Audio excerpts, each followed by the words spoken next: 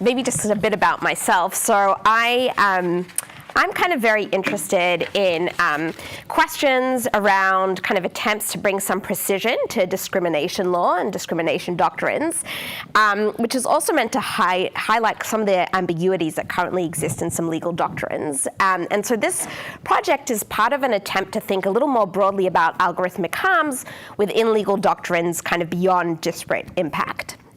So this is joint work with Emily Black, who's at NYU, and our students Riley and Sam.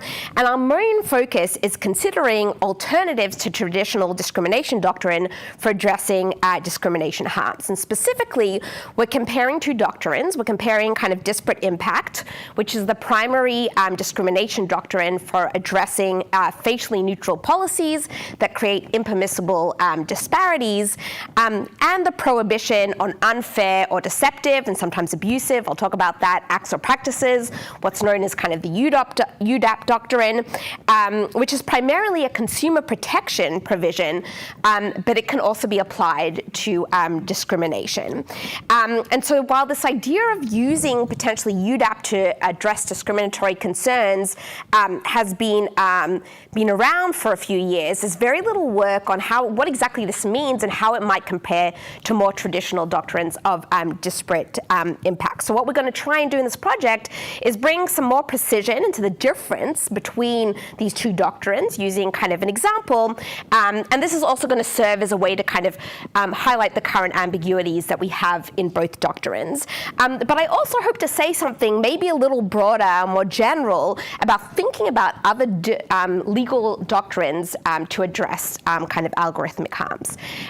So to give you a sense of what I'll be talking about, I'll start with why I think it's particularly important in this moment to be thinking about doctrines beyond disparate impact. I'll talk about the two different doctrines and their potential differences, and then use this demonstration to be concrete about how these doctrines might operate differently in practice. And then I'll end by kind of widening the discussion to be thinking about kind of other different types of harms, kind of beyond discrimination allocation harms, and to think about kind of how these consumer protection doctrines could address other types of harms. Okay, so just a few words on our motivation here. So new discrimination harms are not covered well by existing doctrines. Now, part of that's not new. So disparate impact, for those who don't work on the doctrine, really depends on the specific domain, right? It depends whether kind of you're in a domain in which there exists some kind of legislation that has disparate impact, so it covers housing or lending or employment, but there are many domains in which we don't have a disparate impact doctrine.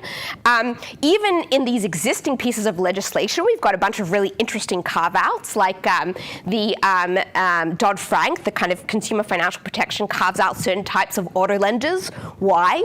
Probably because they're more effective lobbyists. But also, existing discrimination doctrine struggles to be applicable in settings where there's no clear allocation decision, right? It works quite nicely when, who gets a job, who gets a loan. But once we move away from that to other kinds of harms like representational harms, advisor harms, then kind of the traditional doctrines kind of don't really apply in a natural way. Another challenge is that current doctrines are very rigid. So, for example, we'll see this in a moment, disparate impact kind of functions in this way that if you've got a valid justification for disparities, you can in some ways justify any level of disparities.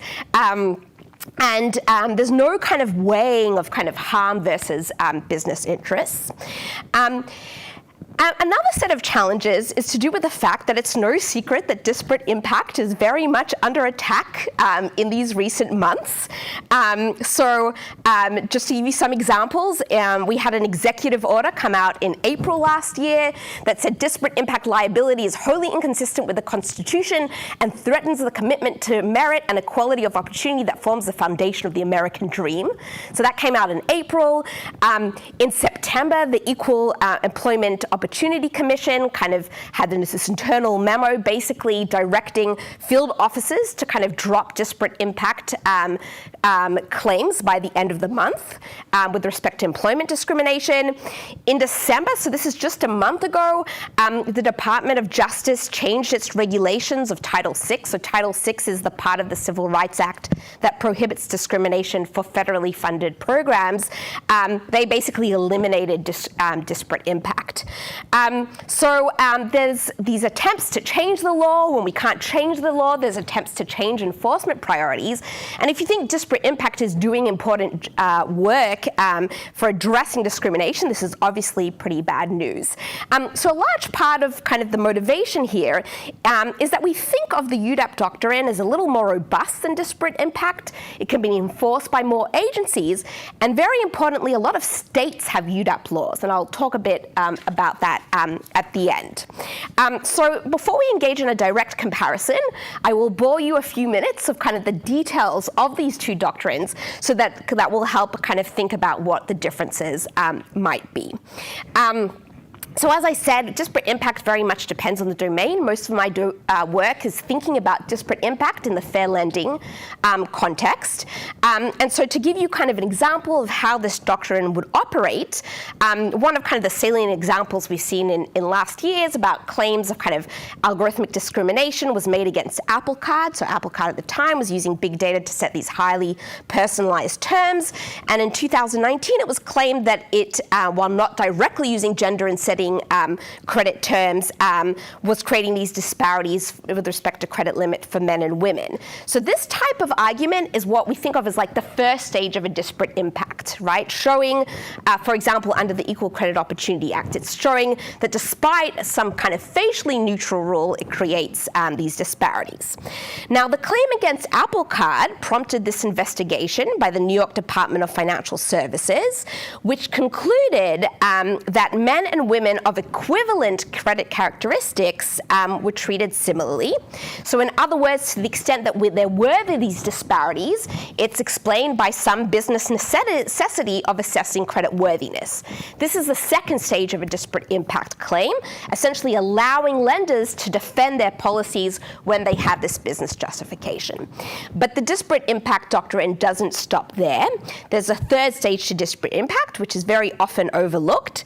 It must be shown that there's no alternative policy that's less discriminatory but still achieves that business objective. And this is what kind of we often refer to as kind of the less discriminatory alternative.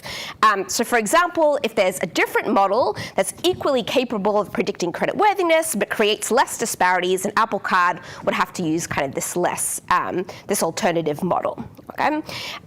But if there's no alternative, Apple can continue to use this model.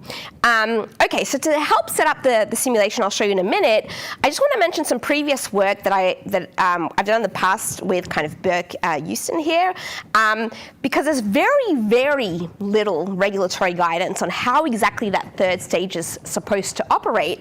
And so part of what we worked on in our paper is trying to kind of create a framework that would operationalize what it means to search for a less discriminatory alternative. So you want to think about a setting in which we have a lender who uses some kind of baseline model, which is trained to optimize profits in setting thresholds for lending decisions. And we can think in this example of kind of the model performance as being both kind of the measure of the false negative rate, so those are people who are denied a loan despite being credit worthy, and the false positive rate, people who are being approved despite not being credit worthy. We can also think about the disparate impact of the model over groups of interest. For example, we can look at the gaps in approval rate for men and women. Then you can imagine we kind of have an auditor that comes in, and is looking for this alternative model that on the one hand meets the business needs. So in here, the business needs, we mean kind of that, oh, sorry, this is cut off. It should both kind of satisfy that it has a lower false negative rate and a lower false positive rate, but also their level of disparities is lower. That's how we would define a less discriminatory alternative. And we can formalize this problem as some kind of optimization problem where we're minimizing disparities subject to the lender's business objectives. Now note, and this is going to be pretty important, that we might think of these as pretty strong constraints, and so we might kind of add some kind of slack term that basically says your alternative doesn't have to strictly be as good. It can be like in the vicinity of like similarly good. That's essentially what these slack terms mean. Now, I just want to note for a moment that I think this is a little dramatic in terms of setting up the problem. This is like a little different than the typical way we think about tensions between accuracy and fairness, because very often we think of kind of the fairness as our constraint and the performance, the thing we're trying to optimize. But when you think about how disparate impact functions, it's really the reverse, right? Your constraint is your performance because you're looking for an alternative that has a similar performance. What you're trying to optimize is you're trying to minimize the disparities. And so you can see why I was referring before to this idea that it has this binary structure, essentially, that kind of saying you don't need to adopt any alternative that kind of compromises your business interests. Essentially means that kind of there's no weighing of, like, you could have a model that's, has much lower disparities but is a little worse in performance, and arguably you don't have to adopt that under disparate impact. Okay, so solving this basically will allow us to be in a situation, either we find the model that minimizes disparity is lower, and so we've discovered a less discriminatory alternative, or it's not lower, and then essentially we've refuted the existence of a less discriminatory alternative. Okay, let's talk a few minutes about UDAP. So UDAP, as I mentioned, is a consumer protection law, and it's meant essentially to police harmful market conduct, things like kind of shady feeds or misleading marketing or kind of predatory practices. It originates in the FTC Act, so in 1938 it was amended to include this prohibition on unfair and deceptive acts or practices. Dodd-Frank is the Consumer Financial Protection Act from 2010, kind of following the financial crisis. It kind of applies unfair and deceptive, but adds this third prong of kind of abusive. Okay, so abusive would only apply in the consumer financial context. So kind of roughly, what are these three prohibitions? Unfair acts or practices, on which I'll kind of be focusing, it's essentially a situation where you have some substantial injury, right? The practice causes some substantial injury, typically this is financial, but not only. It's not reasonably avoidable by consumers, so even if there's a harm, it's not unfair if a consumer could reasonably avoid that harm. Crucially, it's an act or practice that's not outweighed by kind of countervailing benefits to be considered unfair. Deception, or deceptive, is situations where something is misleading or likely to mislead a reasonable consumer in a material way.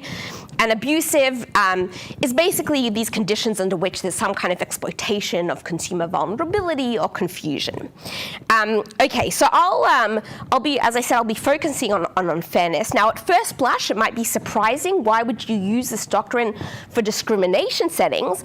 But in recent years, we've actually seen agencies use UDAP for discriminatory lending practices and treating them as unfair. This is an example of kind of a declaration from the CFPB. This comes from a complaint from FTC, where you can see there's like very little detail. It's just basically like stating the law itself in terms of the lending practice being unfair. But in general, there's very little guidance on what kind of discrimination looks under UDAP and how it might be different than disparate impact. So we take a functional approach to these two doctrines and think kind of how they align functionally. So there's three dimensions. You might think of what is the threshold for triggering the doctrine, how you justify harm under the doctrine, and how you think about alternatives. Where in disparate impact, you have this idea of kind of showing practical significance for disparities, whereas under UDAP fairness, you have substantial injury. In terms of justification, in disparate impact, we have the business justification necessity. In UDAP, we have this idea that it's not reasonably avoidable, but a lot of my focus is going to be on this idea of alternatives, where we think about alternatives under disparate impact as whether there's a less discriminatory alternative, whereas under UDAP, we're thinking about whether the actual practice is outweighed by countervailing benefits to consumer or to competition. Okay, so in our paper, we have kind of empirical exercises that use three probably despise publicly available data sets. So we use adult income, German credit, and the Hamda mortgage applications. I'll kind of focus on adult income. So adult income is a data set from the 1994 US Census, and the outcome variable is whether kind of annual income exceeds 50,000. That will kind of be the prediction problem we use for this demonstration. Basically what we're going to do is for each data set, we're going to train a large set of models by varying both the model family and implementation choices. So we use different standard classifiers. We use different procedures to kind of vary the feature set and the selected hyperparameters across these model families. We train different versions of fair learn based on different criteria of kind of balancing fairness and accuracy. And then with each kind of group of models, we select, we essentially retain the models with the top 5% accuracy, and then only keep models whose accuracy is within 10% of the most accurate model found across the full search. And so what's this going to do is going to produce like a large group of potential models that have somewhat similar performance. And so this is meant to kind of simulate this environment in which you have potentially a lender who's looking over a bunch of different models and deciding which one to select.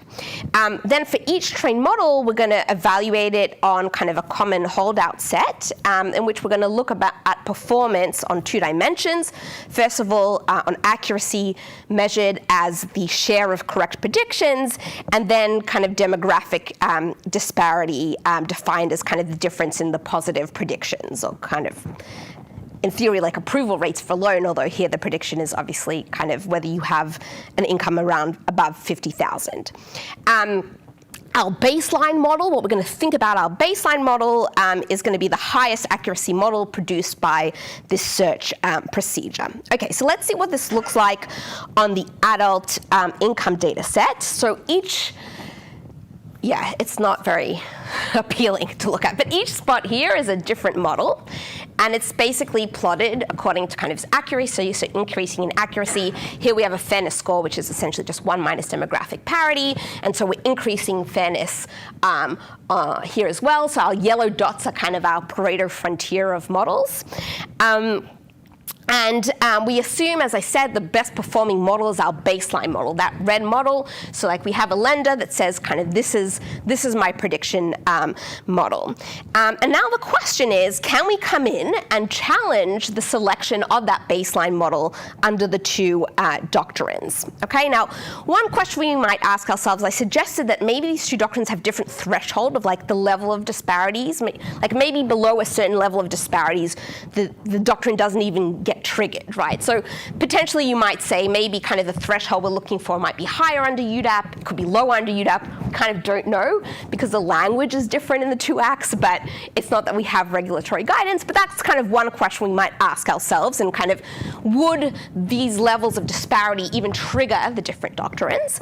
But I think the key question is, are there alternatives, looking at that red dot, that we say under these doctrines you have an obligation to consider to use an alternative to that red dot model. Now recall that under disparate impact, you only need to adopt an alternative policy if it meets your business necessity. And let's kind of assume for a moment that we're equating business necessity with the accuracy of the model. Now if we were very strict, right, we would look at that kind of gray line that goes through the baseline model and say any model that's below that line, you would not need to adopt under the disparate impact doctrine. But as I suggested, there might be reasons to think it's not as strict as that. So kind of we have those 2 green dotted lines below that kind of say, well, maybe you have a model that's better in terms of fairness and only a little less better in terms of accuracy, and you'd still have to adopt that as an alternative. So potentially you might think of kind of model A under some threshold qualifying for that, but even model C saying that those are alternatives that you're required to adopt under disparate impact. Okay, so UDAP, when we think about UDAP has this language that suggests more of maybe a cost-benefit analysis, or this idea that you're actually weighing harms against some kind of business interest. So if you're increasing accuracy, so if you're, you may need to think about kind of an alternative model in terms of kind of your gain in fairness versus kind of your loss in accuracy. Now, you might ask, well, how does that trade-off work? How much accuracy am I expected to trade off for fairness? We kind of don't know. The way we think about it is as a scalar, right? So you're scaling kind of the fairness and accuracy, and so these blue different lines are suggesting different kind of scalars in which we're kind of comparing the accuracy and the fairness. And so you can think of this as kind of like the steeper your line is, the more you're willing to trade off accuracy for gains in fairness, okay? And so we can see that there's certain models, let's say model B, that you would be required to adopt under kind of these two UDAP standards, right, as an alternative, because your gain is meaningful in fairness relative to your reduction in accuracy, but under disparate impact you wouldn't. Like B wouldn't be an alternative model that would have to be adopted under disparate impact. Okay, so the big picture takeaway from this is that these doctrines are operating differently and may be requiring an adoption of alternatives that are different under both doctrines. Okay, so I want to kind of move for just a moment to some kind of musings, I should say, on UDAP beyond what I've kind of considered till now. So in the example I've discussed, we have a kind of a traditional prediction model that potentially maps to an allocation decision, and we compared the two doctrines, and we saw that kind of UDAP has potentially this more flexible way of considering the trade-offs. But UDAP could also be used in settings in which disparate impact is less appropriate. And so that might be true in consumer-facing services that are not necessarily allocative. And so in the AI setting, it might be, for example, services that provide advice to consumers. This is something we've kind of considered in kind of previous work in which we were thinking about kind of emerging AI regulation like the EU AI Act. But even when we think of UDAP, we might think of various settings in which this is relevant. So just to give you an example of a very early stage project, one of the things we're kind of interested in is kind of different consumer-facing advice systems. So this is Amazon Rufus that kind of makes recommendations with different products. And we've kind of started creating different profiles and where we vary things like gender, and then kind of ask Rufus for recommendations on different products. So these are kind of the bunch of questions that we would ask the model. Some things that we've noticed, and again, I want to kind of emphasize doing this manually, and it's very preliminary. But something we notice is kind of differences when it comes to unsuredness. So are there a lot of follow-up questions versus just giving advice? We see kind of instances of kind of providing the wrong product. So kind of Jane getting recommendations for kind of male golf equipment. And also kind of differences in the use of kind of full sentences in the response of Rufus. Now, assuming these differences are systematic, we might ask, well, how would we kind of think or address these disparities? And so it's quite clear that kind of traditional discrimination law kind of isn't a good fit for thinking about these types of harms. And I think that's when kind of UDAP comes in thinking of other kinds of harms that are very much related to kind of consumer protection, whether it's kind of deception, this idea of over-relying on incorrect and misleading outputs that might be very relevant to some examples we discussed, I think yesterday or the day before, about kind of these tools that are being developed to provide medical advice. I'll note that our kind of go-to solution now is these disclaimers that say, don't rely on what this content says. We have FTC jurisprudence that suggests that just putting in a disclaimer is not going to get you there in terms of getting you out of consumer protection. So it's going to be interesting to see how that interacts. Also, with respect to abuse, we can imagine different settings in which you're getting advice that's exploiting people's, let's say, behavioral biases. And I want to bring this example. So this morning, Deb kind of reminded me of this great example from a settlement in 2015, which is like light years in terms of AI development, against MelApp, which was an app to detect melanoma, which basically was doing nothing. So it was like a false advertising case. And so, we've already got, to some extent, this history of the FTC applying it to some of these tools. Okay, let me end by just saying, kind of going back to where I started, and that is thinking about kind of state UDAP. As I mentioned, I think it's very important to be thinking about UDAP now, also because states have their own UDAP laws, right, that are not dependent just on federal government action or federal government enforcement. And so we talked about this idea of the scaling back of disparate impact, but nearly all states have, I think all states actually have UDAP laws. They vary in terms of, are they just providing government, kind of state government, a right of action, or providing private people a right of action? They vary in terms of what industries are covered or not, but basically all states have UDAP laws. And I think they're a really promising avenue for the next few years in thinking about a lot of these challenges. And so we've in fact seen a bunch of examples of recent action, UDAP state activity. So just to give you some examples, so in July 2025, the Massachusetts Attorney General settled this case against Earnest. So Earnest was using AI to make student loan decisions, which created disparities for racial minorities, was denying kind of people loans based on immigration status, and using kind of incorrectly using adverse action notices, which is notices you have to provide applicants when you deny them credit. And again, this is based on a state UDAP law, right, not on federal law.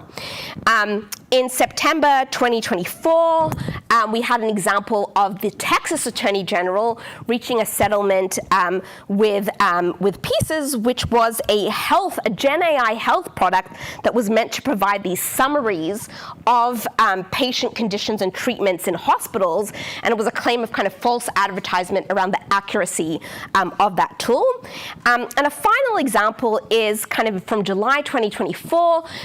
It was a Washington private action against Amazon that had to do with kind of the buy box shown on Amazon. This is from the complaint itself.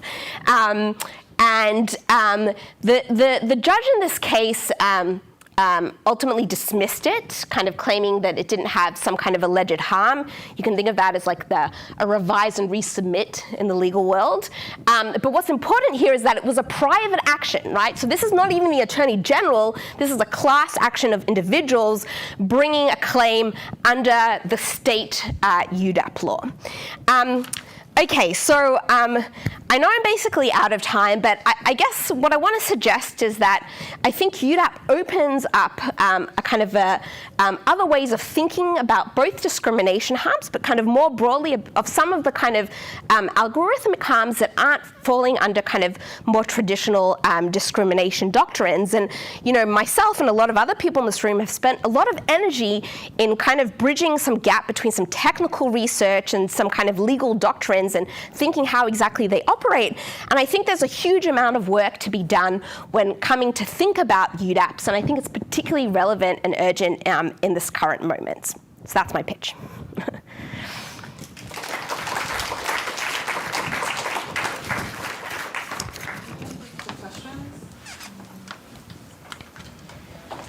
I'm very curious about the last case with self-preferencing.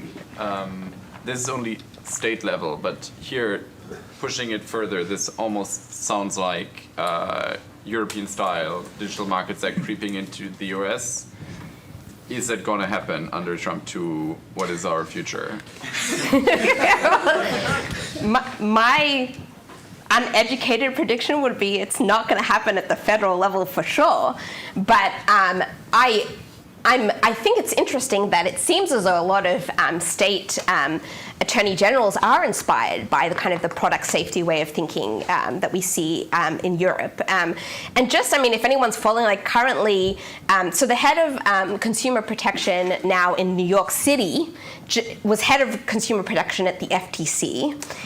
So that, like, New York has greatly benefited by DC losing a lot of these people under the Trump administration. But you can see like a flurry of activity around kind of thinking about these different markets in a way that I think mimics some of the European regulation. But on the federal level, I doubt it. Thanks. I wanted to ask about the graph with the different cutoffs and how you... I just love to hear your thoughts on how those are going to get determined between the two UDAPs. Like, what is the process by which those numbers would come to be? So I should emphasize that that in all the instances that we've had, to be clear, we haven't have a lot of instances. We've had like three instances maybe that that the Federal Trade Commission has brought a claim against like an auto lender and says, I'm bringing this claim both under disparate impact and under unfairness and UDAP. In those cases, they don't make any distinction. Right? It's as if they think of the same doctrines as the same, they just repeat the two things. Now, talking to people from the Federal Trade Commission, that seems like strategic because they didn't want to commit themselves to any interpretation. But what we're left with is a world in which we have no idea how to think of it. So this is kind of, itself is kind of speculation in thinking that actually it's a cost benefit. One would imagine a world in which kind of if you were providing guidance, right, to let's say lenders with respect to unfairness, you would lay down the criteria of saying, well, this is what I want to see. When you're considering alternatives, this is the kind of trade-off that I potentially would want to see. So a top-down sort of line in the sand from a top-down regulatory. Yes, that probably won't happen, but what I can imagine happening is something that companies maybe themselves are engaging in some kind of exploration and they're being explicit about it, right? Which is a little bit of what we've seen like in the less discriminatory alternative. So less discriminatory alternative, we have the same problem, like where is our green line? Is it exactly the same? Is it 1% under? We kind of don't know, but we know that banks and lenders are starting to like write up these reports and saying like, we've considered these alternatives, we were willing to go to like reduce performance by 1%, but below that they're not. Now, there's still no scrutiny at that, but they're being transparent about how they're thinking about alternatives. Yeah. Great. Maybe let's take questions offline or discussion online. Thank you. We'll start back again at 2 p.m. sharp, and we have another block for discussion at the end of the afternoon. So optimal dosing of breaks. Optimal or operational? Constrained optimal. Yeah. Two-stage breaks.